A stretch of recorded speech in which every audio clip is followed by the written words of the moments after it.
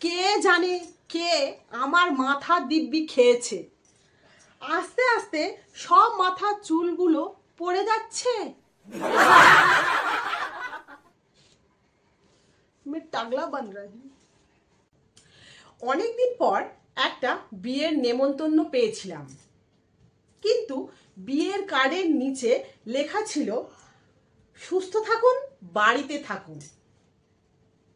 বুঝতে পারলাম না যেতে বললো না বারণ করলো। हे प्रभु हे हरि राम कृष्ण जगन्नाथ प्रेमानंदी, ये क्या हुआ?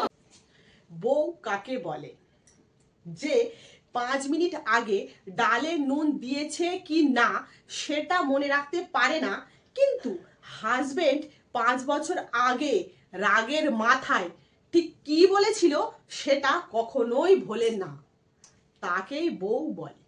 हे प्रभु हे हरि राम कृष्ण जगन्नाथ प्रेमानंदी, ये क्या हुआ? এটা আমার ক্ষেত্রেও হয়। লজ্জা পাবার কিচ্ছুই নেই। মেয়েরা বমি করলে সুখবর, আর ছেলেরা বমি করলে আজ ও মদ খেয়ে এসেছে। हे प्रभु हे हरि राम कृष्ण जगन्नाथ प्रेमानंदी, ये क्या हुआ?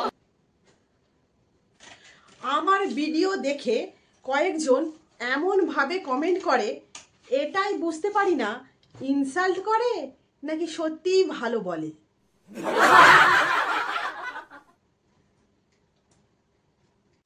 একটি লোকের 4টে মেয়ে আর একটা মাত্র বউ।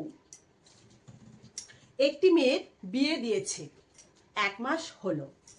বাড়িতে জামাই এসে শ্বশুরমশাইকে বলছে, বাবা আপনার মেয়েকে ফেরত নিন। এই 1 মাসে আমাকে অনেক কষ্ট দিয়েছে।